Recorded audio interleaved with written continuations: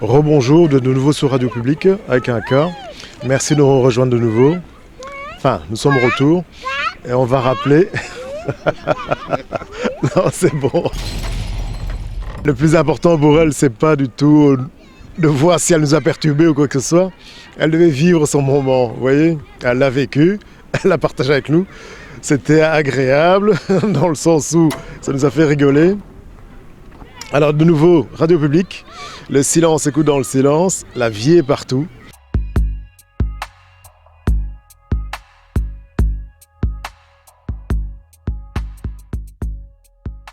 Après le confinement, on espère que ça arrivera vite, on va se retrouver tous ensemble. Bisogno soprattutto sulla pensa, na katina biso, tout ça la méditation, la vraie méditation, nous allons bien méditer pour vraiment être des gens conscients et éveillés. Éveillés dans ce monde, parce qu'une personne éveillée peut en éclairer une centaine autour d'elle. Chaque personne éveillée, partout où elle marche, partout où elle va, elle éclaire. C'est-à-dire, elle éveille les consciences autour. C'est très important qu'on soit tous éveillés maintenant. Je ne dirais pas qu'il est temps, parce qu'il y a déjà beaucoup de gens qui ont été éveillés avant, qui seront éveillés aussi après nous. Mais l'important vraiment que nous vivons, que nous soyons des lampes, des bornes, des phares pour les gens qui sont autour de nous, pour nos familles, pour nos amis, pour tout le monde. En fait, on va se réunir dans des endroits comme ça, où il y a beaucoup de bruit, où ce n'est pas un endroit isolé, pas dans une salle ou quoi que ce soit. L'important, c'est méditer vraiment dans la foule, parce que c'est là qu'est notre milieu. Et quand on rentre chez soi, quand on s'isole, on n'a pas la foule et la concentration est beaucoup plus forte à ce moment-là. L'imitation peut être meilleure, dans le sens où on a été habitué au bruit. Et quand on retrouve le silence de chez soi, on est encore plus tranquille, le silence de la nuit, le silence du matin. C'est très important d'affronter, parce que c'est vraiment un combat de tous les jours. C'est pas parce qu'on a retrouvé l'éveil que forcément on est protégé de ces anciennes réactions. Voilà, de ces anciennes réactions. Donc il faut tout le temps rester en éveil en fait. Et rester en éveil, comme je disais tout à l'heure, un petit bruit, une odeur, un son, tout ça permet justement de se retrouver par rapport à ce silence, de se rappeler. Et quand on se dit se rappeler, c'est pas seulement se rappeler soi-même par rapport à son état, mais se rappeler à Dieu en permanence. J'essaye, le plus souvent, quand je vois que je me suis absenté ne fût-ce que 10 secondes, c'est souvent énorme, 10 secondes, de me remémorer le silence pour de nouveau être réveillé. Et c'est pas du tout pour fuir le monde, c'est pour être présent de plus en plus. Un jour, il y a une personne qui est venue là où je travaille, à l'atelier. Et puis, elle a travaillé avec moi. Elle a travaillé pendant une semaine. Et puis, on s'est revus dans la rue. Je l'ai croisée par hasard. Et à ce moment-là, il y avait une amie, elle, qui était à côté. Elle a essayé de me décrire à son ami. Elle a dit, je te présente Robert, je travaille avec lui. Et quand on travaille ensemble, il met sa musique. Il est dans son monde. Et moi, je dis, oh, c'est pas possible, c'est vraiment l'image que je ne veux pas avoir, que je suis dans mon monde. Moi, je dis, non, je suis présent. Moi, je dis, quand je mets la musique et tout ça, c'est tous les trucs qui permettent d'être présent, vraiment. C'est pas du tout pour être dans mon monde. Si j'avais un monde à moi, ça va pas ou quoi? Ça veut dire que c'est mon ego qui a créé ce monde.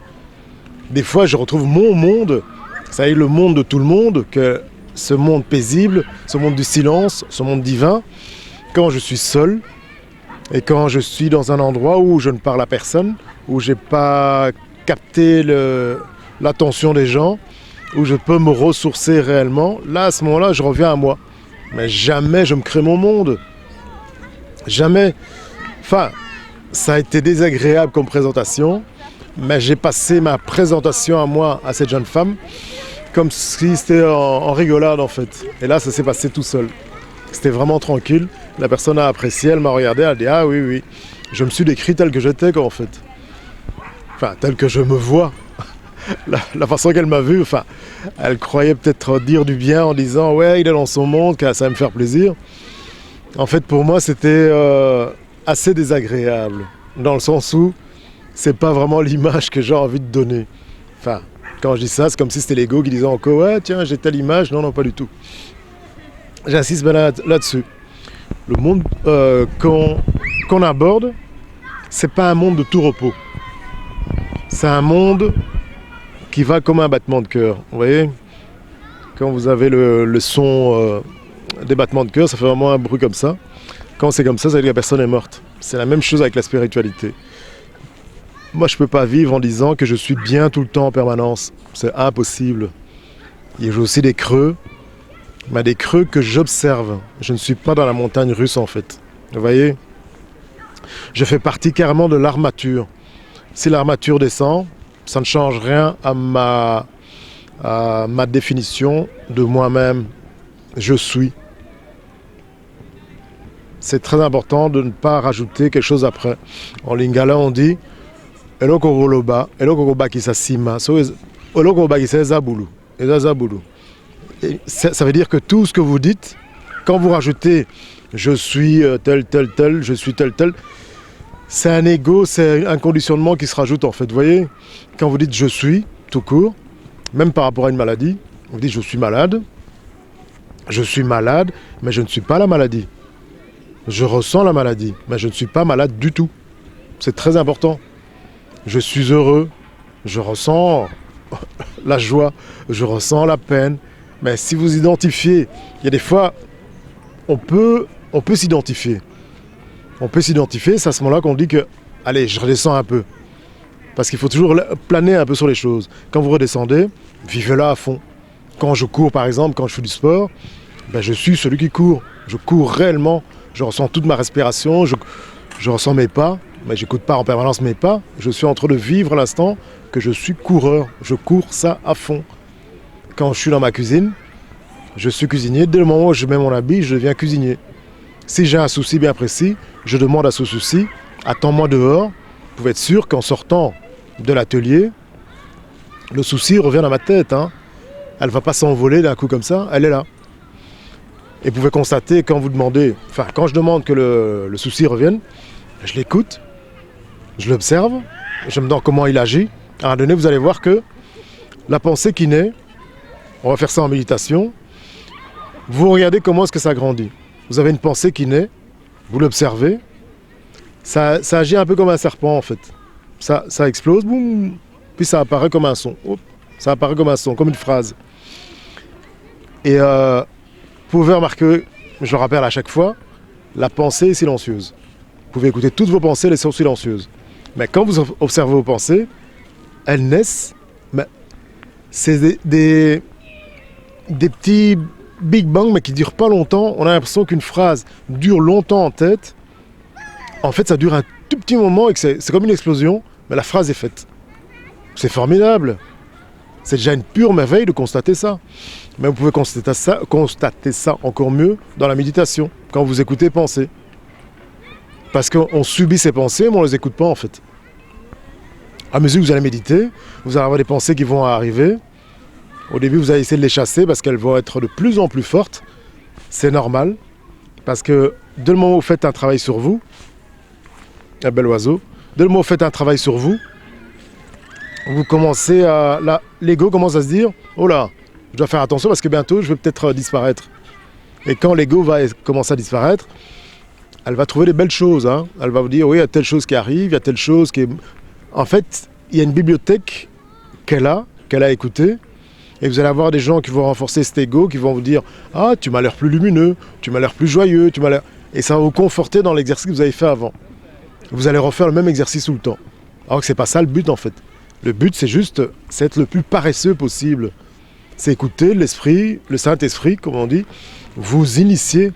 Parce que le Saint-Esprit, c'est cet esprit qui est divin, qui est aussi silencieux, mais qui vous ouvre les belles phrases vraiment qui sont valables pour vous. Parce que vos phrases, c'est vos phrases. N'oubliez pas que vous êtes divin au départ. Au départ et à l'arrivée aussi. Enfin, on demande tout ce que ce soit le plus tard possible. Après, quand on meurt avant de mourir, on est vraiment vivant dans le sens où on est déjà vivant avant de rejoindre la destination finale. Vous voyez, c'est très important. Et écoutez, je crois qu'on a déjà atteint un certain laps de temps. 5 minutes? Encore 5 minutes? Bon, on a encore 5 minutes à partager ensemble, vous voyez. Moi, je suis comme un diesel. Je démarre lentement. Et après, quand c'est chaud, c'est parti. Je peux vous en parler pendant des jours, des heures, tellement que c'est un monde. Tellement que c'est un monde. C'est vraiment quand vous percevez le monde tel qu'il doit être, vous verrez comment le conditionnement altère beaucoup de choses qui vous empêchent de voir la réalité dans sa beauté, dans son silence. Quand vous voyez la beauté dans le silence, à ce moment-là, vous voyez le monde comme un enfant. Le monde apparaît à chaque fois comme une bénédiction, un truc nouveau. Comme pendant votre respiration, comme j'ai expliqué l'heure passée. Vous respirez, vous expirez, et à chaque respiration, c'est un être nouveau qui est là. Chaque cellule se régénère à chaque fois. Tout est nouveau à chaque fois en permanence. Donc voilà, la prochaine fois, on va se retrouver vendredi prochain de nouveau, 18h30, radiopublic.be, avec un K. Et vous pouvez nous rejoindre aussi, bien sûr, sur radiopublic.be, avec tous les streamings. Je vous remercie beaucoup de m'écouter. J'espère que nous allons partager encore plus après le confinement.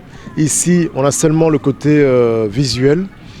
Moi, vous m'apercevez, mais moi, je ne vous aperçois pas, mais je vous aperçois avec le cœur, parce que je sais que ce message, vous le recevez aussi.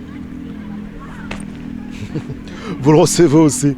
Donc, le plus important, c'est ce partage entre nous, et j'ai besoin de savoir si vous me recevez bien. Donc, n'hésitez pas. N'oubliez pas qu'après le confinement, on va se retrouver tous ensemble, en collectif, pour pouvoir discuter, pour pouvoir partager, pour pouvoir communier réellement. Pas faire des chants, crier, tomber, regarder le ciel, pas du tout. Ce sera vraiment tomber l'intérieur, faire tomber ce voile, faire tomber le voile. C'est le voile qui va tomber. Et le bruit, les chants, ce sera le bruit de la chute de ce voile. Donc on va découvrir tout ça. Vous voyez quel objectif formidable. Quand la pensée est dirigée, à ce moment-là, on peut se diriger vers le silence. Parce que la pensée, à ce moment-là, elle obéit. Elle sait qu'elle va amener se taire pour faire place au maître. Voilà, écoutez, à la prochaine. Donc, vendredi prochain à 18h30, je vous attends ici, sur Radio Public. À très bientôt. Botika malam, munzamba batabino nyonso. Toza moto moko.